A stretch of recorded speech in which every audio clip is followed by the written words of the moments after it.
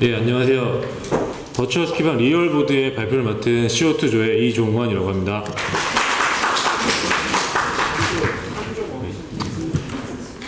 예, 간단하게 목차 설명해 드리면은 저는 이제 간략한 사업 개요에 관해서 설명해 드릴 거고요. 나머지 이제 수학 분석부터 해서 마케팅 전략은 여기 계신 김재성 학우께서 발표해 주시겠습니다.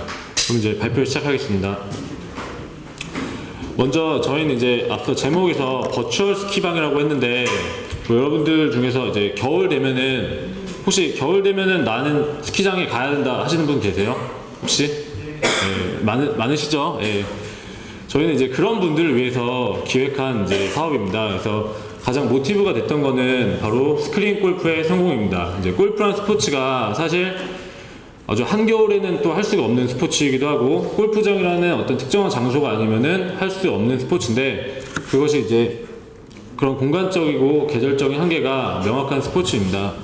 그런데 최근에 이제 스크린 골프가 등장을 하면서 이제 굉장히 골프 산업 전체도 성공을 했었고 스크린 골프 자체도 굉장히 이제 성공했던 그런 모습을 볼 수가 있습니다. 그래서 이제 넘어가시면 이제 골프 좋은 기업이 이런 스크린 골프를 통해서 상당히 이제 매출적으로도 성장을 했고 그런 기술 기반으로 상당히 골프를 통해서 이제 공간적 계절적 한계를 가진 골프라는 스포츠를 이제 그런 어떤 가상 골프라는 그런 틀을 이용해서 굉장히 성공한 사례를 볼 수가 있었습니다.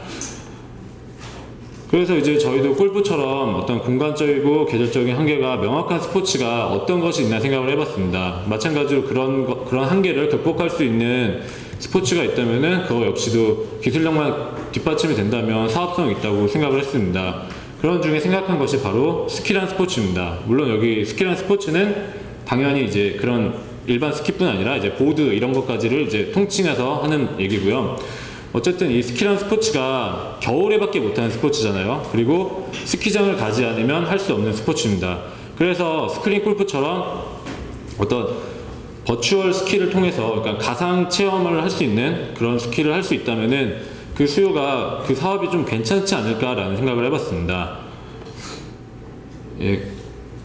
그래서 이제 한국레저산업연구소라는 곳에서 통계 자료를 낸 것이 있는데 이제 스키장 스키 산업 수요 규모가 이렇게 전체적으로 점점 커지고 있는 추세를 볼 수가 있습니다. 물론 마지막에 조금 줄어들긴 했지만 어쨌든 추세적으로는 그 산업 규모가 분명히 커지고 있었고 그로 인해서 이제 수요가 분명히 증가하고 있다는 것을 생각해 볼 수가 있었습니다.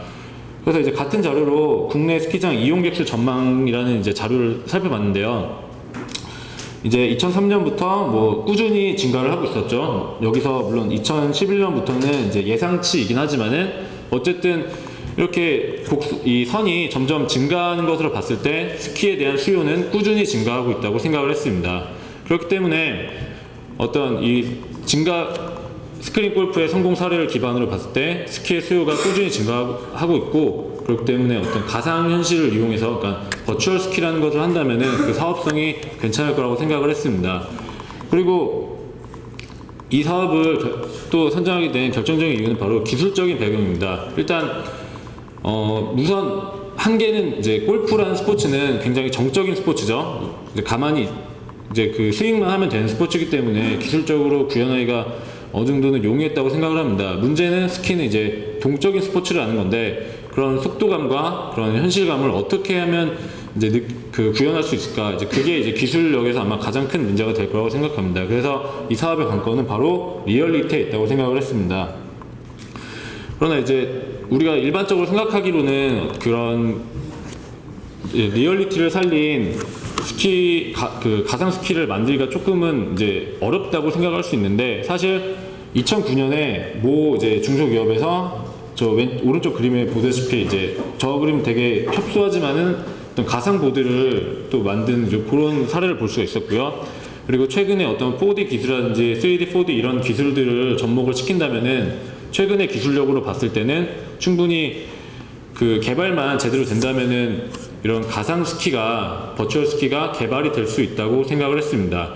따라서 이제 저희는 이 사업을 이제 발표함에 있어서 이러한 리얼리티와 안정성이 최대한 구현된 기술이 이제 개발되었다는 전제 하에서 이 사업이 어떤지에 대해 이제 설명드리고자 하는 겁니다.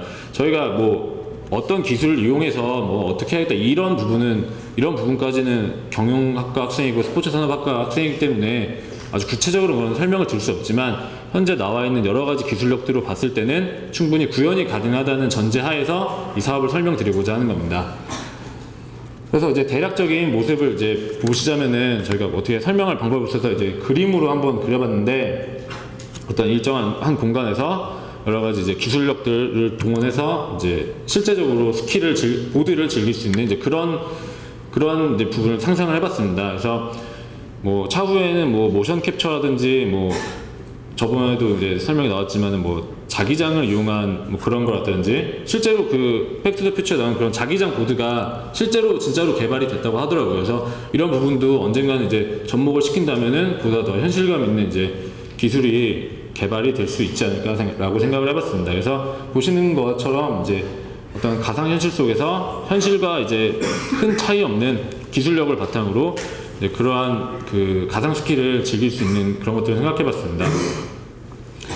그래서 약간 이제 뭐 좀 오그라들게 한번 써봤는데요. 이제 1년 365일 언제든지 스키장을 가도 보드를 탈 수 있다라는 이제 뭐 그런 슬로건을 두고 스크린 골프처럼 이제 스크린 골프는 언제든지 뭐 비가 와도 골프를 칠 수 있다는 그런 장점을 갖고 있죠. 이제 그런 것처럼 저희도 뭐 실내에서 이제 어떤 보드를 즐길 수 있는 리얼 보드라는 이름으로 한번 사업을 기획해봤습니다. 그래서 이제 대략적으로 매출은 사실 골프존이라는 기업을 벤치마킹할 수밖에 없기 때문에 어떤 그런 매출 구조는 지금 그래프처럼 골프존의 매출 현황과 아주 유사한 형태로 가지 않을까라고 생각을 해봤습니다. 그리고 골프존의 경우는 이제 그 기술을 개발하는 데 있어서 여기 지금 재무제표를 보시면은 뭐 아주 개발비가 막대하게 들어갔는데 뭐 3, 40억, 뭐 많게 60억까지 들어갔는데 저희 역시도 뭐 추상적으로는 뭐 50억 정도 이렇게 좀 말도 너무 막대한 수치기도 하지만 그 정도의 비용이 들지 않을까라고 생각을 해봤고요. 그러니까 이제 저희는 사실 이 골프존이라는 기업이 고객들을 상대로 뭐 1시간에 뭐 2만 원 뭐 이런 걸로 해서 돈을 버는 게 아니고 어떤 가맹점 주들을 상대로 그런 시뮬레이터라든지 어떤 설비 프로그램이라든지 뭐 이런 것들을 판매해서 수익을 내는 기업이기 때문에 이제 그런 부분을 이제 벤치마킹해서 사업을 해야 된다고 생각을 합니다. 하지만 이제 여기서는 그런 어떤 B2B 기업 같은 성격까지는 저희가 설명하기 좀 곤란하기 때문에 이제 일반 고객 상대로 어떠한 그런 요소가 있고 어떠한 마케팅 전략을 쓸지 그런 부분에 관해서 이제 설명드리고자 합니다. 그래서 자세한 이제 스왓을 비롯해서 마케팅 전략에 관련해서는 옆에 지금 김재성 학우께서 설명을 해주시겠습니다.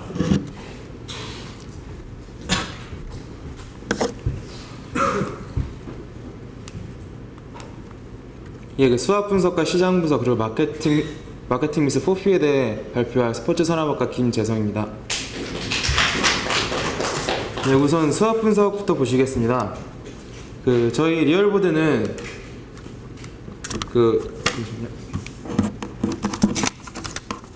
스크린 골프와 같은 신개념 체험 게임으로 고객들에게 이렇게 참신한 경험을 줄 수 있고, 그리고 또한 스키장 리프트권 7만원 정도 하는 스키장 리프트권에 비해 저렴한 가격을 제공할 수 있으며, 또 공간적, 계절적 제약이 없어 사계절 언제든 원하는 때 즐길 수 있는 그런 강점이 있고요. 또한 카트라이더처럼 다양한 게임적 요소를 가미할 수 있습니다. 그리고 스키 외에 웨이크보드, 스케이트보드, 그리고 윈드서핑과 같은 다른 스포츠로 개발할 수 있는 것이 저희의 내부 강점이 되고 있고요. 그리고 내부 약점을 보면은 높은 투자 비용, 그리고 생소한 사업에 대한 소비자들의 불확실성, 그리고 청소년 및 음주 이용자들의 위험성, 이것이 내부 약점이 될 수 있는데요. 그 중에서 가장 큰 약점은 생소한 사업에 대한 소비자들의 불확실성입니다. 이것은 단순히 이미지만 떠올려 봤을 때 가상 스키가 현실성을 반영하지 못할 것이라는 선입견이 생기게 되는데요. 이것은 참신성이라는 강점이 되기도 하지만 소비자들에게는 불확실성이라는 약점이 되기도 합니다. 이러한 소비자들의 불확실성을 기술력과 그리고 마케팅으로서 극복해야 하는 것이 저희의 초기 약점이 될 수 있습니다. 물론 그것을 잘 극복해서 기술력으로 소비자들의 기대를 만족시킨다면 그것은 다시 한번 기술력이라는 강점이 될 수 있습니다. 그 다음은 외부 기회인데요. 스크린 골프처럼 스포츠의 수요가 증가하면서 새로운 시장을 개척한 것처럼 현재 스키 수요가 지속적으로 증가함에 따라 버추얼 스키라는 새로운 시장을 개척할 수 있습니다. 그리고 그 지구 온난화로 인해 지금 현재 스키 시즌이 계속 감소하고 있는데 그에 따라 그 소비자들은 리얼보드를 사용하게 될 것입니다. 그리고 마지막으로 혼자 사용하는 것이 아니라 그 많은 사람들이 이용 가능한 멀티플레이가 가능하기 때문에 훨씬 더 기존의 오락실의 스키 게임보다 훨씬 더 즐길 수 있을 거라 생각하고 있습니다. 그리고 수학 분석의 마지막으로 그 외부 위협이 될 수 있는데, 외부 위협으로는 실제 스키와 가상 스키 간의 이질감 그리고 고비용에 따른 리스크가 있다는 것입니다. 현재 기술로 아무리 리얼리티를 살린다고 해도 실제 스키와 가상 스키와의 차이는 있을 수밖에 없기 때문에 저희는 이질감이 생기는 것이라고 생각을 했습니다. 그리고 저희는 다음은 시장 분석인데요. 저희는 타겟을 설정함에 있어서 통계청에 따른 우리 국민의 연령대별 스키장 이용 비율을 살펴보았는데요. 이 비율은 15세에서 19세에서는 13%가, 그리고 20대는 28.1%가, 30대는 16%가 스키장을 이용하고 있습니다. 이것을 수치로 말하면 그 15세에서 19세에는 약 40만 명이, 그리고 20대는 205만 명이, 그리고 30대는 130만 명이, 이 수치는 2005년 기준인데 현재는 40만 명에 육박할 것으로 생각하고 있습니다. 그래서 저희는 그러한 스키를 즐기는 사람과 그리고 플스방, PC방, 노래방, 그런 방놀이 문화에 익숙한 젊은 스키 수요자들을 타겟으로 설정하였습니다.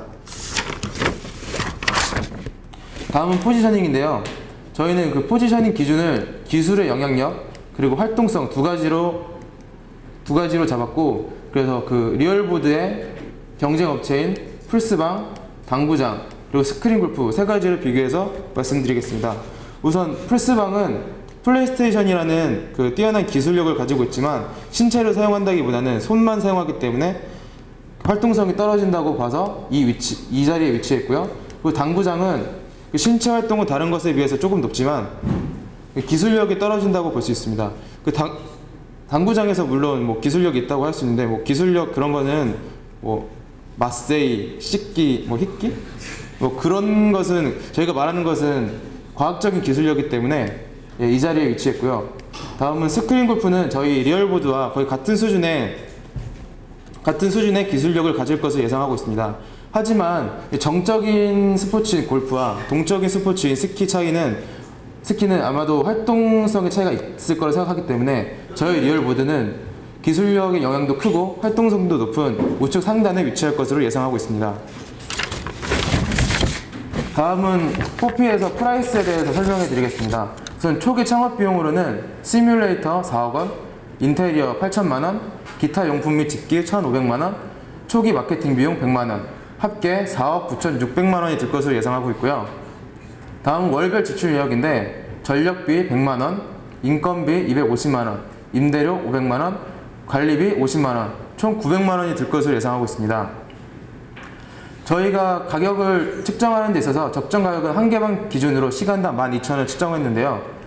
그 한 개 점포를 봤을 때 10개 방을 가지고 있고 12시간 중에 8시간을 운영한다고 했을 때 한 달 예상 수익은 대략 2,880만원, 순수익은 약 2천만원으로 1년 연순 수익은 약 2억 4천만원이 돼서 사업 개시 2년 내에 초기 자본금을 회수할 수 있을 거라 생각하고 있습니다. 다음은 프로덕트 부분을 설명해 드리겠습니다. 그 리얼보드는 스크린 골프방의 요소에서 골프가 보드로 바뀐 것, 그리고 게임적인 요소가 추가된 것을 차이점이라고 볼 수 있는데요. 그 모드에는 싱글 플레이, 멀티 플레이 두 가지가 있고 각 모드에는 레이스 모드와 배틀 모드가 있게 됩니다. 그래서 혼자 게임을 하거나 여럿이서 게임을 할 수 있고, 상대방이 없을 경우에는 컴퓨터와 경쟁을 하여 게임을 할 수 있습니다. 그리고 저희 멀티플레이 경우에는 게임 몰입도를 높이기 위해서 전적을 통한 랭킹 시스템을 도입했고요. 그리고 경쟁심을 유발하기 위해서 대회 모드를 도입했습니다.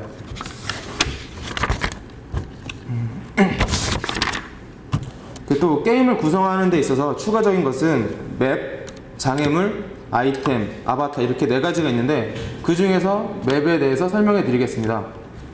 그 맵은 실제로 존재하는 국내외 스키장을 맵으로 만들 수 있고, 또 눈 덮인 지형에만 국한하는 것이 아니라 산이나 또 언덕 이런 곳, 예를 들면은 아프리카의 사막 지역, 그리고 정글 맵도 충분히 구현 가능하다고 생각하고 있습니다. 그 맵의 종류는 실제로 존재하지 않더라도 우리가 우주에서 뭐 스케이트보드를 타는 것을 저희가 상상을 해서 구현할 수 있을 거라고 생각하고 있습니다. 그리고 이 부분은 특히 프로모션과 접목해서 사용할 수 있는 부분이기 때문에 굉장히 중요한 부분이라고 생각할 수 있습니다.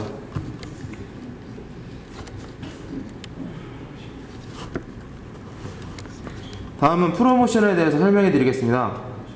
리얼보드는 게임과 스포츠, 레저 이렇게 세 가지의 성격을 모두 가지고 있기 때문에 그 미디어와 인쇄물을 통해서 레저, 스포츠, 게임 채널과 관련하여 프로모션을 진행할 수 있고요. 또 모바일 부분에서는 그 스마트폰 어플리케이션을 통해서 미니게임을 개발하거나 게임장 위치 정보 시스템 등을 제공하는 프로모션을 제공할 수 있습니다. 또한 디스플레이, 5개 광고 같은 경우에는 실제 플레이어가 게임하는 게임 구형 동영상을 주로 틀어서 그 소비자들을 자극할 수 있고요. 특히 5개 광고의 경우에는 타겟층과 제품의 특성을 고려해서 보드 타는 사람들이 많은 스키장이나 그리고 저희의 특성이 될 수 있는 사계절을 즐길 수 있는 특성을 살려서 해수욕장에서도 큰 효과를 거둘 것으로 보입니다. 이어서 그 체험 부스 설치와 같은 장소 프로모션도 가능한데요. 이동식 체험 부스를 통해서 언제 어디서든 즐길 수 있는 리얼보드를 강조할 수 있습니다. 이런 리얼보드의 특성은 전 세계 어느 곳에서든 환경에 구속받지 않고 즐길 수 있다는 것을 나타내는 것입니다. 다음은 플레이스에 대해서 설명해 드리겠습니다. 저희는 플레이스를 3단계로 나눴는데요. 첫 번째 단계는 플래그십 스튜디오 런칭을 함으로써 비용을 절감하고 홍보 효과를 극대화하는 것입니다. 여기서 플래그십 스튜디오란 예를 들어서 왕십리 CGV 같이 그런 자기의 대표적인 가게를 테마파크화해서 홍보 효과를 극대화하는 것을 말합니다.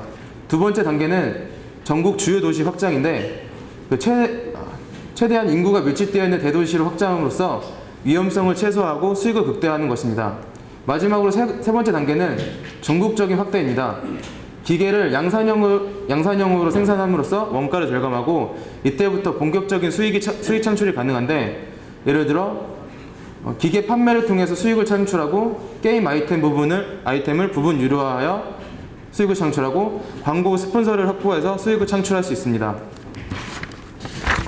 마지막으로 총론입니다. 저희 리얼보드는 현재 앞서 말씀드렸듯이 스크린 골프의 성공, 그리고 지속적인 스키 수요의 증가, 그리고 현재 구현 가능한 기술력의 발달로 봐서 충분히 성공할 수 있을 거라 저희는 생각합니다. 이상으로 저희 CO2주의 발표를 마치겠습니다. 감사합니다. 질문 있으신가요? 아까 초기 개발 비용 있잖아요. 50억이 있는데 그거 완성으로 해가지고 하면 2억 4천만 원. 그러니까 그 부분은 이제 좀 다른 부분인데, B2B 기업으로 하면은 저희 리얼보드가 B2B 기업이다 해서 이제 그런 시뮬레이터나 이런 프로그램을 판매한다면은 이제 그렇게 해서 재원을 마련하는 거고요. 지금 뒤에 부분에 설명드린 부분은 일반 고객 대상, 한 개의 어떤 가맹점이라는 입장에서 봤을 때 그렇게 설명드린 겁니다. 네. 그러면 현재 그 운영 방안이 아까 말씀하신 대로 골프존을 벤처마킹해서 그 일반인에게 시뮬레이터 기계를 팔면서 수익을 얻으시겠다는 건지, 아니면 가맹점 프랜차이즈화를 해서 그 프랜차이즈로 수익을 얻겠다는 건지, 둘 다를 하겠다는 건지 이해가 안 돼요. 그러니까 그런 부분은 이제 말씀하신 것처럼 프랜차이즈를 이용해서 일반 이제 창업하려는 사람들에게 그 설비를 팔면서 이제 지금의 골프존처럼 이제 그런 식으로 하는 방법도 있을 테고요. 만약에 이게 기술이 개발이 된다면은 해외 어떤 수출도 가능할 거고, 그래서 저희 B2B 기업의 입장이라면은 다양하게 수익 구조를 창출할 수 있다고 생각을 하고요. 또 혹은 그런 일반 가맹점처럼 어떤 직영 매장을 운영할 수도 있다고 그렇게 생각을 합니다.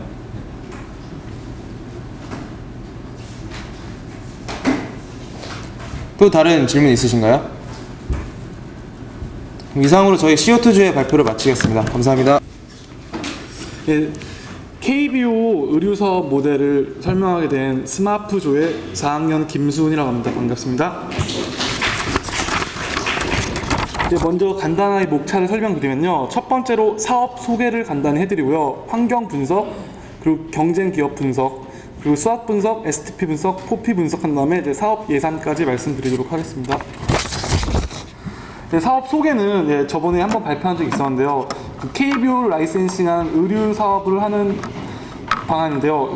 그 사업을 하게 된 이유가 먼저 최근 프로야구의 인기가 증가 추세이고요.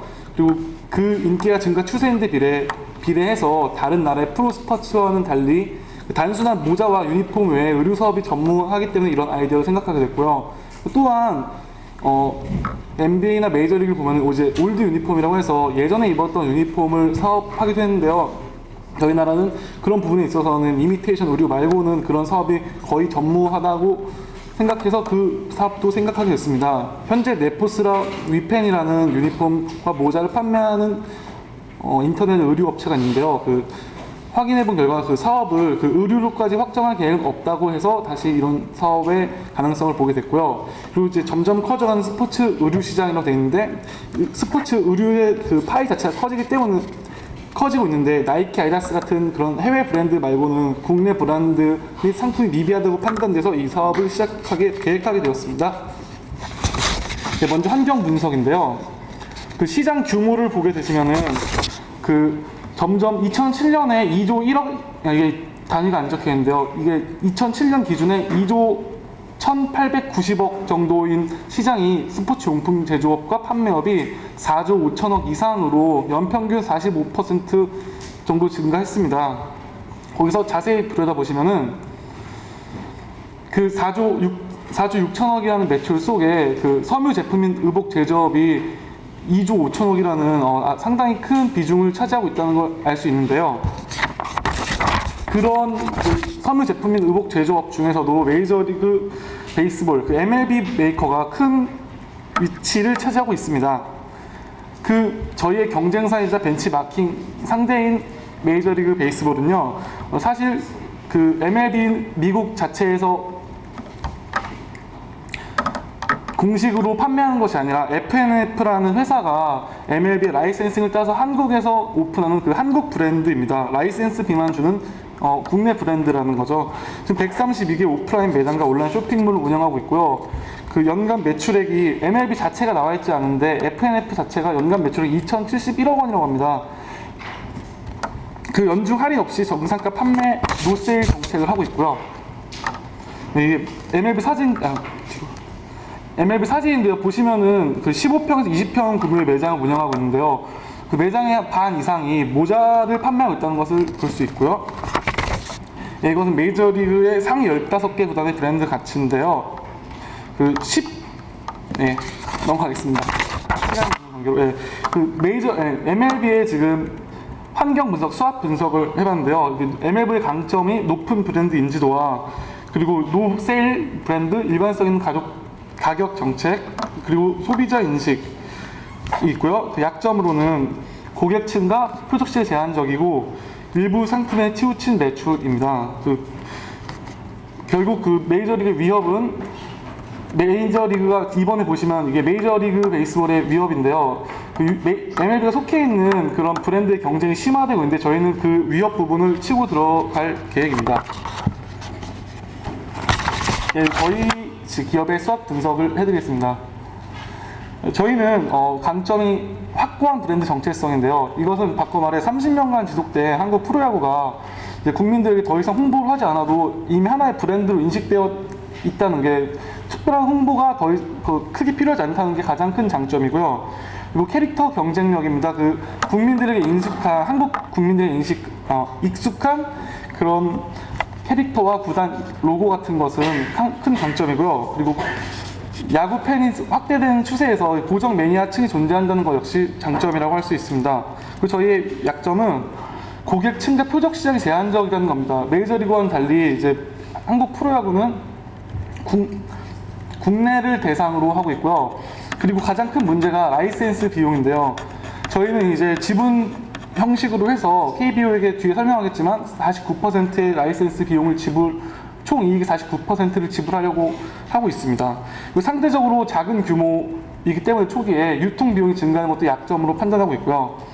그리고 저희의 기회는 프로야구의 저변이 확대되고 있다는 것과 선점 기업들이 아까 말씀드린 네포스나 위펜 같은 기업들이 유니폼 분야와 용품 분야에만 집중하고 있다는 것. 가장 큰 기회는 MLB로 인해서 그 야구 스포츠 의류, 모자나 티셔츠 같은 그 의류 시장 자체가 형성됐다는 게 가장 큰 기회라고 보고 있습니다. 결국 저희가 따로 우리 KBO는 어떤 제품을 판매한다 홍보하지 않아도 MLB와 비슷하겠지라고 하는 그런 벤치마킹 전략으로 해서 각인시키기 쉽을 수 있다는 거고요. 그리고 야구의 여성 팬층이 증가하면서 커플 모자, 커플 티셔츠 등을 구입하는 MLB 구입하는 사람이 많다고 하는데요. 네, 그런 것도 저희 강점이 될 수 있습니다. 저희 기회가 될 수 있을 것 같습니다. 저희 위협은 가장 큰 위협이 MLB라는 독점적 지위의 경쟁자가 존재한다는 것이고요. 그리고 이미테이션 시장이 확대가 되면은 저희가 사업이 크게 되면은 이미테이션이 확대될 수밖에 없는데 그런 것도 저희 위협으로 생각하고 있습니다. 죄송합니다. 예, 다음은 STP 분석인데요. 예, 처음에 이제 세그멘테이션 분석을 하면요, 저희 고객층은 연령과 스포츠 의류 구입 빈도로 나눠봤습니다. 스포츠 의류 구입 빈도를 5단계로 나누고요. 연령을 10대부터 50대 이상까지 나눠보았을 때 저희는 스포츠 의류 구입 빈도가 매우 자주 있는 10대, 20대, 30대, 40대 남녀, 그리고 자주 있는 10대, 20대, 30대, 그리고 가끔 종종 있는 20대와 30대가 저희의 주 타겟이고요. 여기 보시면 동그라미 부분은 저희의 주 타겟이고 세모 부분은 저희의 잠재 고객입니다. 또한 구매 성향과 야구에 대한 관심도로 나눠봤는데요. 그러니까 합리 구매형, 유행 추종형, 선도 구매형, 충동 구매형, 추종 구매형인데요. 초기에 저희의 고객층은 선도 구매와 충동 구매를 하는 구매 성향을 지닌 팬, TV 시청 이상을 하는 야구 팬이라고 잡아놨습니다. 그래서 결국 저희 타겟은 야구에 대한 관심이 있고 선도적이면서 충동 구매를 한 유형에 속하면서 스포츠 의류 구매 경험이 있는 10대, 30대 남녀 소비자를 저희의 타겟으로 잡았습니다.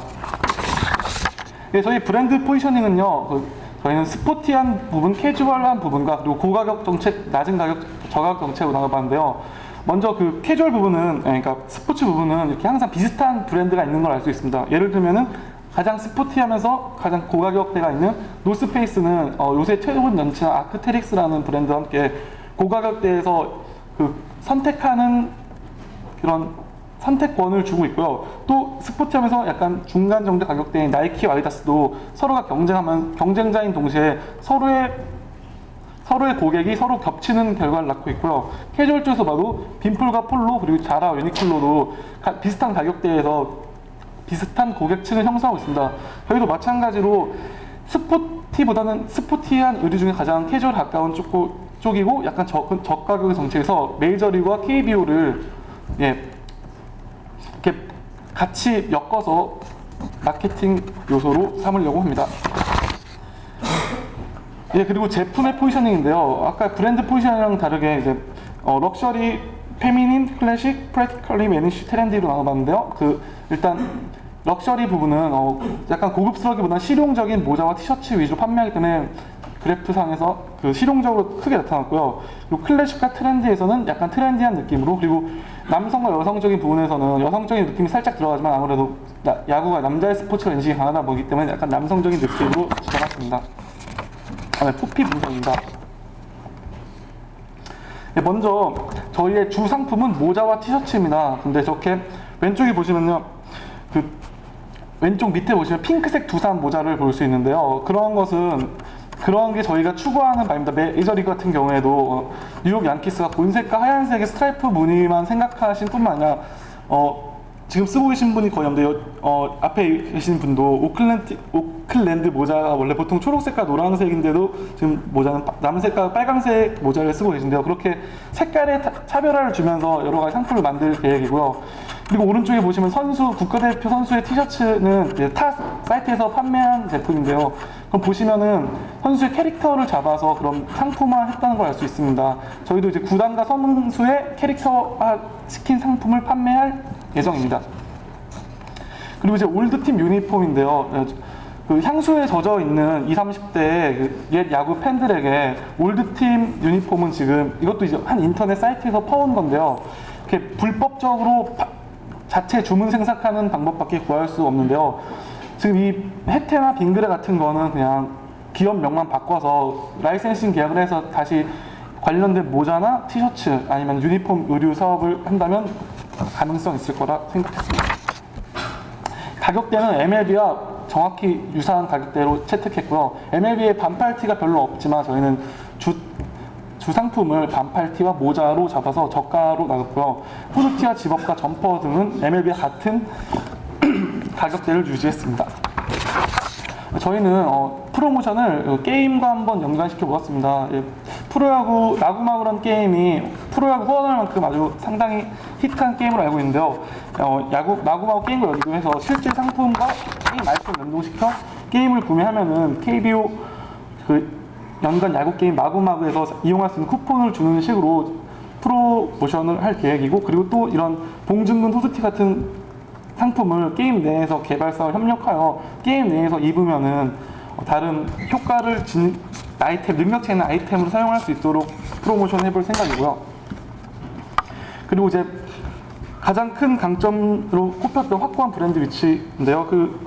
선수와 시구자 의류를 협찬하는 겁니다. 지금은 단순한 유니폼을 입고 시구를 하지만 유니폼 외에 저희 의류를 입고 시구를 하면은 딱히 홍보를 하지 않아도 신문이나 아니면 인터넷 매체에 자연스럽게 홍보가 되는 효과가 있다고 생각합니다. 물론 유니폼을 입으려 하겠지만 모자 같은 것만 바꿔준다고 해도 당연히 프로 구단 측에서는 저희가 라이센스 막 49%의 수익을 가져가기 때문에 허락해 줄 거라고 생각하고요. 또한 연예인 의상 협찬은 예능 같은데 모자를 쓰고 나온 연예인들에게 협찬을 함으로써 자연스럽게 홍보할 수 있다고 생각합니다. 그리고 플레이스는 저희가 이제 신천 삼성 목동에 안테나샵 형식으로 플래그십 스토어를 운영하려고 하는데요. 왜 신천 삼성 목동인지는 야구장 근처이고 야구가 끝나고 야구를 보고 나온 팬층이 가장 많이 몰리는 곳이기 때문에 특히 신천으로 저희는 첫 안테나샵을 계획했습니다. 그리고 또 온라인샵도 만들어서 인터넷 판매도 병행할 예정입니다. 교수님이 말씀하셨던 플러스 2P 폴리틱스와 퍼블릭 오피니언인데요. 폴리틱스는 지금 청년 창업 지원 정책이 늘어나고 있고, 그리고 스포츠 야구 장려 정책이라는 게 생겼습니다.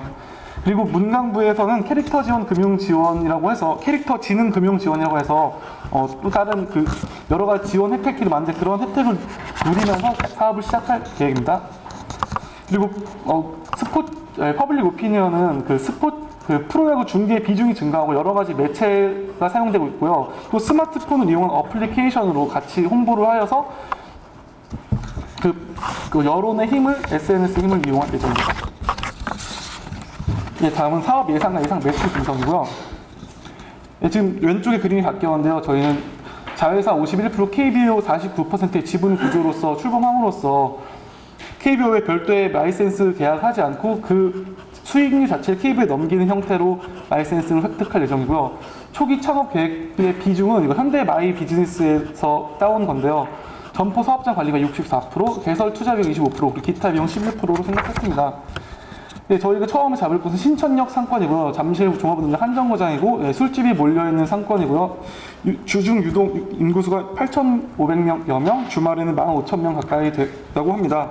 저희는 특히 이 동그라미 친 부분에 잡을 거고요. 그곳의 임대 보증금은 1억 5천 정도 하고요. 권리금 3억 정도 한다고 합니다. 그리고 가게 매출 비용은 밑에 나와 있는 표대로고요. 결국 총 예상 비용은 점포 사업장 구입비가 4억 5천 정도고, 개설 투자 비용과 기타 비용 표준에서 첫 매장을 내는데 4억 8천 정도의 투자 비용이 든다고 생각했습니다. 저희는 월 예상 고객 수는 800명 잡았고요. 이 800명은 15평 의류 매장 신천역에 있는 물어봐서 월 예상 고객이 이 정도 된다고 해서 그 정도 잡은 건데, 저는 그 이상은 생각하고 있지만 아무튼 그 정도 잡았습니다. 객단가는 모자에 3만 원이고 나머지 의류까지 포함해서 한 사람당 약 4만 원 정도 쓴다고 생각해 봤고요. 그렇다면 월 매출은 3,200만 원 정도 됩니다. 원가가 3분의 1 정도인 1,000만 원 정도고요. 인건비 기타 경비를 포함해서 월 지출 합계가 1,800만 원입니다. 결국 그러면 1,400만 원 정도의 월 수입이 남는데요. 창업 비용이 총 5억 정도라고 가정했을 때 약 50개월 후에는 창업 비용이 회수 가능하고요. 투자 비용 대비 연 수익률은 약 35% 정도라고 판단하고 있습니다. 네, 이상이고 질문과 답변 시간을 갖도록 하겠습니다.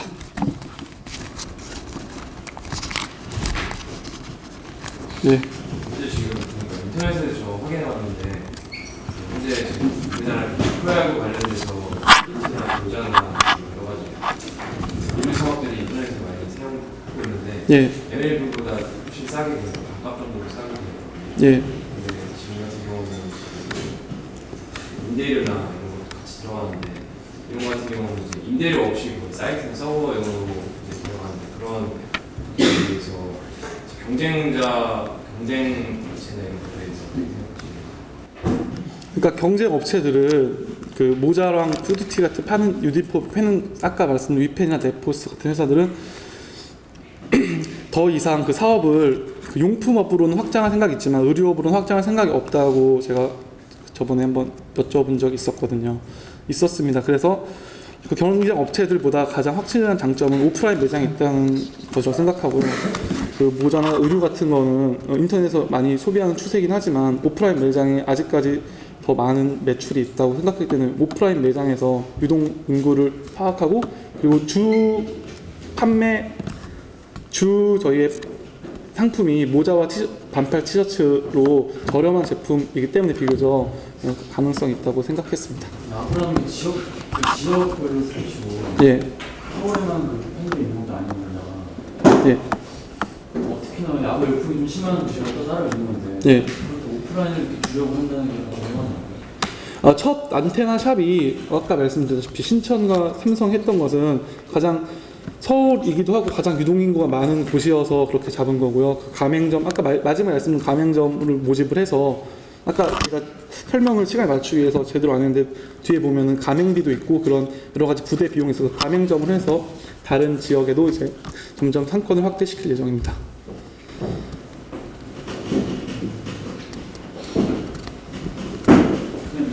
제가 그런 말씀드린 이유는 아직까지는 예. MLB 같은 경우는 그냥 진짜 예술 정도로 쳤지만 네, 우리나라 국내 프로야구라면 아무래도 내가 지금 패닉 댄스라는 개념이 클 것 같은데 그런 서울에만 있다면 그럼 제가 좀 만약에 부산에 있는 모습인데 예. 그런 건 아실 것 같은데 그러니까 약간 팬층도 저희의 큰 고객층인데 약간 일반 소비자에게 모자를 예쁘게 만드는 게 가장 중요할 것 같은데요. 예쁘게 만들면은 그 팬과 상관없이 일반 패션 아이템으로 취급할 수 있지 않을까라는 마인드 변화가 가능할 것 같습니다. 질문 없으면 이만 마치겠습니다. 네, 안녕하십니까. 어플리케이션을 통한 조기축구 활성화 그리고 비즈니스 전략 발표를 맡은 저희 스머프조의 스포츠 산업과 임대사입니다. 저희 목차는 보신 바 같고요.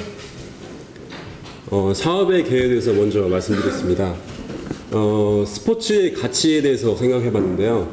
제가 스포츠 산업과에서 공부를 하면서 스포츠가 가지는 핵심 가치는 헬스, 에듀케이션, 펀, 그러니까 건강적인 요소, 오락적인 요소, 그다음에 교육적인 요소가 뒷받침돼야 산업의 효과적인 성공을 거둘 수 있다고 했습니다. 스포츠 상업화는 필수 불가결합니다. 저희가 그래서 또 스포츠를 통해서 돈을 벌기 위해 상업화에 노력을 하고 있고요. 하지만 지나치게 상업화가 되면 이러한 스포츠의 본연의 가치를 잃게 됩니다. 그래서 저희는 건강 증진 가치 증대라는 이러한 헬스적인 요소를 바탕으로 참여 스포츠 시장에서 비즈니스 전개를 하려고 합니다. 특히 저희가 제목에서 말씀드렸듯이 국내의 대표적 생활 스포츠인 조기축구에 우리의 역량을 펼쳐보고자 합니다. 저희의 조직도입니다. 저희는 이제 20대 주축으로 우리의 모두는 공격수입니다. 기존의 시장에서 공격적인 마케팅을 하려 합니다. 시스템 개발 총책임자로서 김영민 군이 어플리케이션 개발을 맡겠고요. 그 다음에 김동현 군이 고객 지원 팀장으로서 업무를 수행하도록 하겠습니다. 그리고 정은숙 양의 유일한 홍일점인 정은숙 양의 CEO로서 전략 기획을 준비하겠습니다. 그리고 저는 영업을 맡기로 했고요. 그 다음에 미디어에 일가견이 있는 김형군 군이 컨텐츠 개발 팀장을 맡아 미디어의 트렌드의 변화를. 다음은 마케팅에 일가견이 있는 이건영 팀장이 비즈니스 모델 수립을 했습니다. 이상 조직도를 설명드렸고요. 먼저 어플리케이션입니다. 저희가 그래서 일단 스포츠 어플리케이션이 어떻게 존재할 것인가 해서 직접 저희가 애플사의 아이튠즈의 인기 스포츠 어플리케이션 이런 카테고리가 있습니다. 여기에서 238개를 대상으로 직접 한번 분석을 해봤습니다. 보시는 것과 같이 골프가 가장 많은 수를 차지했고 그 뒤어 축구, 야구, 그리고 종합 일간 스포츠 뉴스, 레이싱 순으로 전개가 되어 있습니다. 여기서 저희가 앞서 말씀드렸던 것처럼 참여 스포츠 시장에서 저희 비즈니스를 전개한다고 했는데요. 그 238개의 어플리케이션을 참여와 관람형 이렇게 나눠봤을 때 관람 스포츠에 필요한 어플리케이션이 54%, 그리고 참여 스포츠 시장과 관련된 비율이 37%로 나타났습니다. 참여 스포츠가 비교적 많이 형성된 것이 아니냐라는 생각을 가질 수 있을 텐데요. 이 참여 스포츠를 다시 한번 종목별로 나눠봤을 때 보시는 것과 같이 골프가 47개로 독보적인 점유율을 차지하고 있습니다. 반대로 말하면 골프를 제외한 나머지 스포츠에서는 이런 참여 스포츠와 관련된 어플리케이션이 존재하지 않는다고 저희가 분석을 했습니다. 여기서 이제 다시 축구로 한번 조사를 해봤는데요. 축구 어플리케이션 관련된 어플리케이션은 93%가 관람 스포츠에 관련된 어플리케이션입니다. 관람과 참여 이해가 안 되실 수도 있는데요. 관람이라면은 보는 경기입니다. 스포츠의 뉴스나 실시간 스코어, 그다음에 각종 스포츠 스타 선수의 활동상 이런 것들이 대부분 어플리케이션에 초점이 맞춰져 있고요. 또 이런 어플리케이션 대부분은 해외에서 제작되어서 국내의 인기 스포츠로 자리 잡고 있습니다. 시장 현황, 조기 축구에 대해서 일단 말씀을 드릴게요. 2009년을 기준으로 생활체육 동호인이 300만 명을 넘었고 그중 사회인 축구를 하는 사람이 가장 많은 비율을 차지하고 있습니다. 등록된 통계청에 등록된 사회인 축구 동호회 수는 15,000여 개고요. 회원 수는 거의 50만 명에 달합니다. 그러나 이게 공식적인 기록이고 등록되지 않은 사람을 합치면 100만 명 그 이상이 될 것으로 예측됩니다. 시장 현황 관련돼서 조기 축구의 트렌드를 한번 살펴보시겠습니다. 먼저 과거 조기 축구회가 그러면 어떻게 생겼냐? 이거는 1970년으로 거슬러 올라갈 수 있는데요. 유신 정권, 박정희 정권의 도시지역 새마을 운동의 하나로 조직이 된 스포츠입니다. 국민의 총화 단결을 촉진하는 데 이바지하는 한편 국민 체위 향상을 위한 활동으로 정부에 의해 그 의의를 부여받았습니다. 그 당시에는 지역의 유지들로 의해 주도 결성되어 현재 초등학교나 중학교에서 축구회가 많이 발생되고 있는 건데요. 이거는 그때 당시에 정부 주도하에 그런 식으로 운영이 됐기 때문에 여지까지 그런 형태가 나타나고 있습니다. 그리고 현재를 살펴봅니다. 현재는 2002년 월드컵 개최와 인터넷의 발달의 영향으로 조기 축구에는 큰 붐을 일으켰습니다.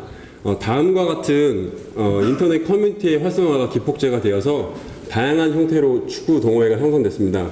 기존의 지역 유지들에 의해서 형성되었던 조기 축구와는 좀 다르게 비슷한 사람들의 연령대가 모여서 자율적인 형태로서 그들만의 리그를 진행하고 있습니다. 그럼 미래는 어떨 것이냐? 이거는 저희가 한번 예측을 해봤는데요.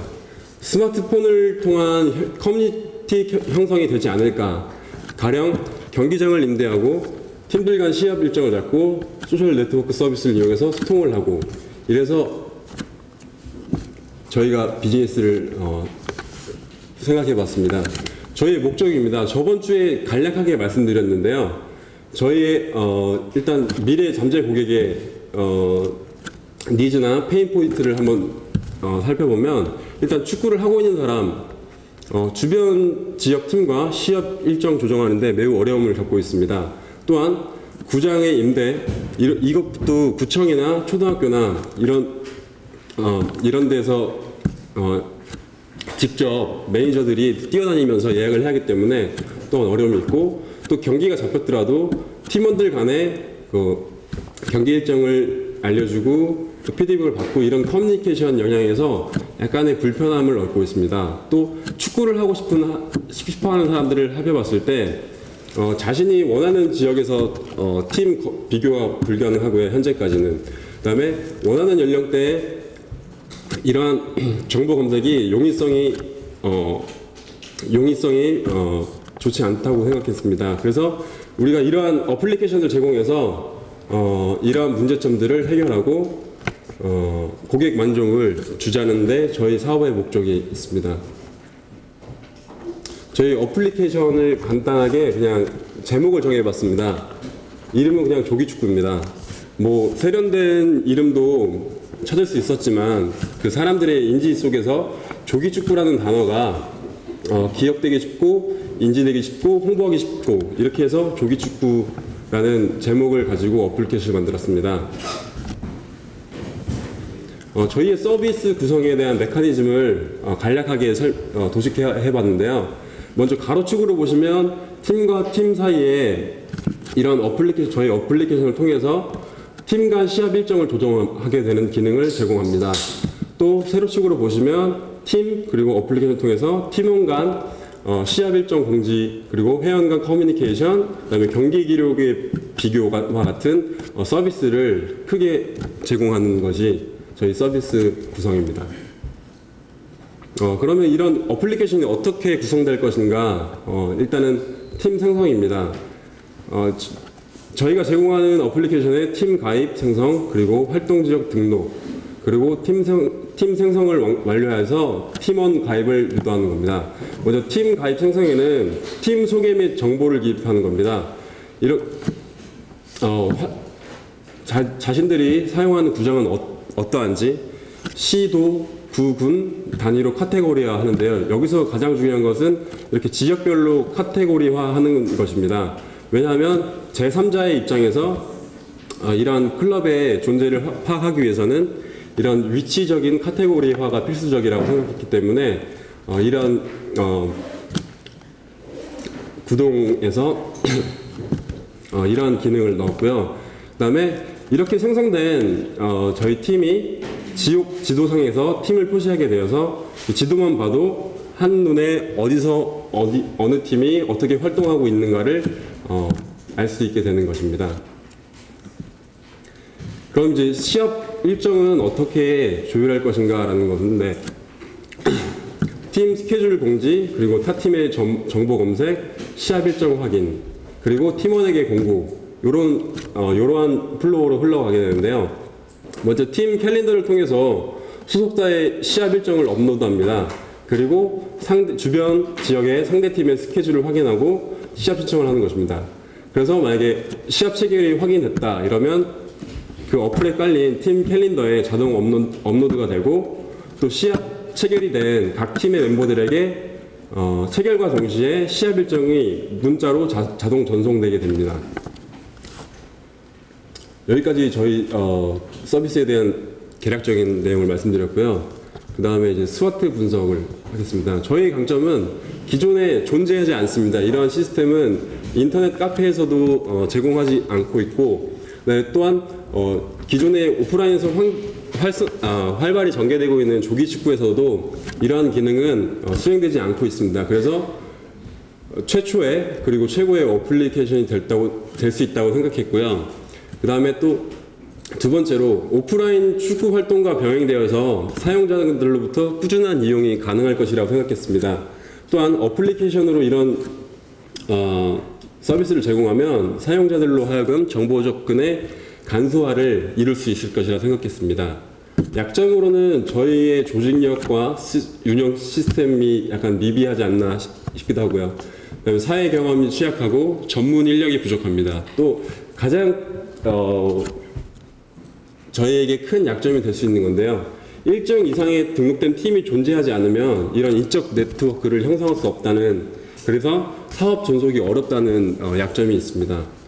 또 기회를 살펴보면 현재 스마트폰의 보급률 상승 2천만 대가 돌파했다고 하는데요. 이런 부분이 저희 기회 요소로 작용할 수 있을 것이고, 두 번째로는 현재 젊은이들을 통해서 자신의 건강 증진을 위해서 스포츠 활동에 돈을 기꺼이 투자하는 문화가 형성되고 있습니다. 또한 태블릿 PC의 보급률 상승에 따라서 기타 확장 사업이 가능할 것으로 생각되고, 또 어플 결제 시스템의 발전에 따라서 유료화에 대한 사업 가능성을 저희가 찾을 수 있을 거라 생각했습니다. 또 위협적인 요소를 살펴보면 유료 서비스에 대한 거부감이 팽배합니다. 그리고 다운로드 받은 후 서비스에 불만족 시 다시 사용하지 않는 어플리케이션의 수가 늘고 있고요. 그리고 이에 따라 방치되는 어플이 증가합니다. 또 저희가 위치 기반 서비스를 구글맵을 통해서 하려고 생각했는데요. 이런 구글맵을 사용해서 비즈니스를 하는 어플에 대한 유료화 정책을 추진하고 있습니다.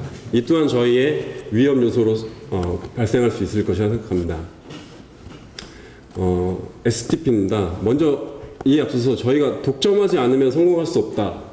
우리는 시장에서 선점 효과를 얻어야만 한다. 이거는 한 나라에 축구 리그가 두 개가 존재할 수 없듯이 인적 네트워크를 형성하기 위해서는 저희가 유일하게 해야만 한다고 생각했습니다. 간략하게 STP를 나열해 봤는데요. 먼저 세분화 과정을 거칩니다. 그러면 소비자들을 세분화해 봤을 때 크게 4가지의 형태의 축구하는 사람들을 볼 수 있습니다. 첫 번째로 정식 조기 축구회입니다. 이것은 여러분들이 잘 아시는 경기 끝나고 술 먹는 아저씨들, 이런 아저씨들이 형성하고 있는 정식 조기 축구회가 있겠고, 그다음에 지인들과 팀 결성, 이거는 학교의 동문이나 학교의 모교의 선후배들 간에 결성되어서 운영되는 팀인데, 이러한 팀들은 지속적으로 운영되지 않고 간헐적으로 축구를 하고 싶을 때마다 뛰는 성향이 있습니다. 또 세 번째로 카페 중심 동호회인데요. 이것은 거의 다 카페 회원 대부분이 자발적인 참여를 하기 때문에 가장 능동적인 형태의 축구 참여자라고 할 수 있겠고, 끝으로 팀 소속 없이 그냥 시간 날 때면 모여서 이례적으로 참가하는 사람들이 있습니다. 그래서 저희의 타겟팅은 스마트폰, SNS 서비스 사용에 익숙한 20대, 30대로서 안정적인 팀을 갖추고 축구를 취미로 즐기고자 하는 사람들입니다. 저희의 포지션 전략은 관람 스포츠, 참여 스포츠로 나눴을 때 참여 스포츠에 속하겠고, 이제는 가격적인 부분인데, 유료와 무료에서 저희가 고민을 많이 했습니다. 근데 김종 교수님이 말씀했듯이, 무료에 익숙하던 사용자들은 절대로 유료로 가지 않는다. 그런 것에서 저희가 처음부터 유료 콘텐츠로서 저희 비즈니스를 전개할 생각입니다. 사업 비용에 대해서 간략하게 예측을 해봤는데요. 어플리케이션 개발비로 한 1,000만 원에서 한 3,000만 원 정도 든다고 하는데요. 저희는 한 2,000만 원 정도 잡아서 초기 비용을 2,000만 원으로 잡았습니다. 그리고 매월 지급돼야 될 개발사 등록비가 40만 원, 인건비, 기타 영업비 1,000만 원, 월 1,040만 원 정도의 지출을 생각하는데, 이것은 수익률에 따라서 유동성이 생길 것으로 예측됩니다. 저희의 수익구조, 그러면 무엇으로 돈을 받을 것인가 하는 겁니다. 저희가 제공하는 서비스는 커뮤니케이션과 그리고 그런 관련된 데이터베이스를 구축해 주는 것입니다. 이것을 두 가지 관점으로 생각했는데요. 처음에 어플리케이션의 유료 다운로드입니다. 한 1,000원 정도의 다운로드를 해서 아까 설명했듯이 축구를 하고 있는 사람이 한 100만 명 정도 됩니다. 그 중에 절반인 50만 명이 가입한다고 생각했을 때 유료 다운로드로 얻을 수 있는 수익이 5억 정도 된다고 생각합니다. 또 온라인 회비 관리비인데요. 10,000개의 팀이 지속적인 저희의 데이터 커뮤니케이션 서비스를 이용하게 되면 10,000원씩, 한 달에 10,000원씩, 그러면 월 1억의 수익을 얻을 거라고 생각했습니다. 그리고 광고 수익인데요. 이 부분은 좀 애매하더라고요. 그래서 광고 수익 경우에 그냥 일단 해봤는데 5%의 접속률, 건당 100원의 수익을 가정한 계산법에 의해서 50만 명이 100원 5%하면 250만 원 정도의 수익이 낼 수 있을 거라고 추측해 봅니다. 그리고 저희 사업 추진 계획인데요. 먼저 비즈니스 시스템은 서비스 및 상품 개발해서 저희가 이런 어플리케이션을 기획하고 서비스를 기획하고 직접 어플리케이션을 만드는 게 1단계고요. 그 다음에 시범 서비스가 필요하다고 생각했습니다. 이런 베타 서비스를 한 지역에서만 한 50개 팀 정도를 선정을 해서 이들에게 사용에 있어서 문제점을 수립해서 이를 적극적으로 반영한 다음에 상용화 준비를 하도록 하겠습니다. 그 다음에는 어플리케이션을 등록하고 어플리케이션 관련된 퍼블리시티를 작성해서 온라인이나 오프라인의 신문, 인터넷과 같은 곳에 기사화를 유도하겠고요. 그다음에 기존에 활발하게 진행되고 있는 온라인 동호회에 홍보한다면 훌륭한 홍보 효과를 낼 수 있지 않을까라는 생각을 해봅니다. 그리고 또 사업 확장입니다. 이렇게 형성된 지역 네트워크와 16개 프로구단, 이게 전국적으로 나눠져 있는데요. 이런 축구 구단과 제휴 이벤트를 진행해서 구단과 그다음에 생활 축구하는 사람과의 교집합을 마련하는 비즈니스도 생각하고 있고요. 또한 지역별 리그를 개최함으로써 생활 축구에 좀 더 많은 사랑을 받을 수 있도록 예상을 하고 있습니다. 또 앞서 말했듯이 이런 플랫폼을 바탕으로 태블릿 PC에서 어플을 개발해서 또 더 다른 부가가치를 창출하는 것이 저의 목적입니다. 다음 실행 계획인데요. 먼저 사업 환경을 구축하는 거 내년으로 잡았을 때 내년 1쿼터에 이러한 사업 환경 구축을 실행하겠고 2쿼터까지 시범 서비스를 진행하도록 하겠습니다. 그리고 내년 4쿼터까지는 영업 및 마케팅을 통해서 저희 어플을 성공화시키는 데 초점을 맞추겠고 그 이후부터는 앞서 말한 사업 확장에 저희의 힘을 쏟아볼 생각입니다. 저희 발표는 이것으로 마치겠고요. 혹시 궁금한 점이 있으면 질문해 주시면.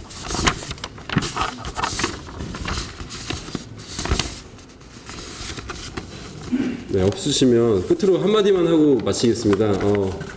매년 4년마다 월드컵을 하면서 기업들이 천문학적인 액수를 쓰고 있는데요.